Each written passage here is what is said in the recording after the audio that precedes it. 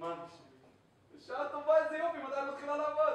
אז זהו, שאני כבר עובדת שנתיים, אני פשוט אתחיל לקבל על זה כסף עכשיו. מה זאת אומרת? לשכת אבטלה. מה, לחתמת אבטלה? כן. אני לא יכולה לעבוד, מישהו חייב לשמור על הילד שלנו. תגיד, אין לנו ילד. אתה רואה שאתה לא יודע הכל.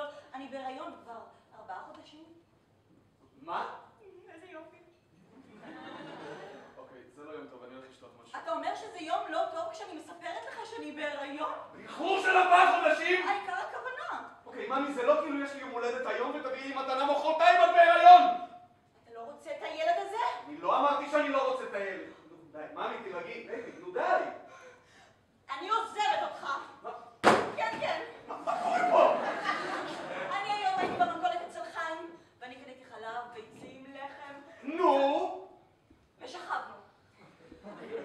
שכבת עם חיים השמן המגעיל השעיר מהמכולת? לא מאמין שזה קורה לי. אתה לא מאמין, יא חתיכת אגואיסט. אני שכבתי עם גוש שיער ואני צריכה לחיות עם בגידה. אתה יודע כמה זה קשה? אולי היית יכולה לחשוב על זה קודם. רגע, אתה מטיף לי? משוגעת! כן, אני משוגעת לגמרי. אוקיי, תירגעי, תרדי כבר מהכיסא.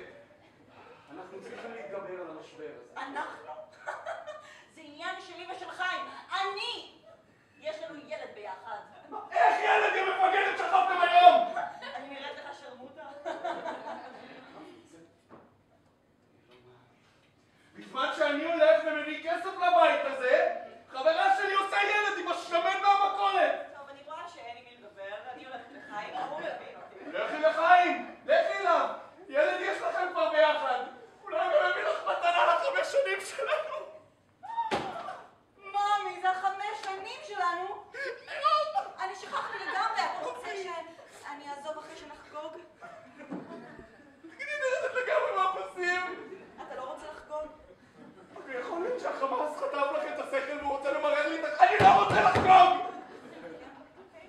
זה נראה כאילו עוברת עליך תקופה קשה. באמת עוברת עליי תקופה קשה. היא התחילה ברגע שנכנסתי הביתה וחברה שלי ירדה מהפסים!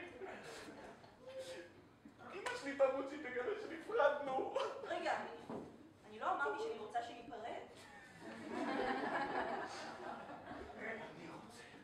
אני רוצה שניפרד! למה תמיד צריכים לעשות מה שאתה רוצה?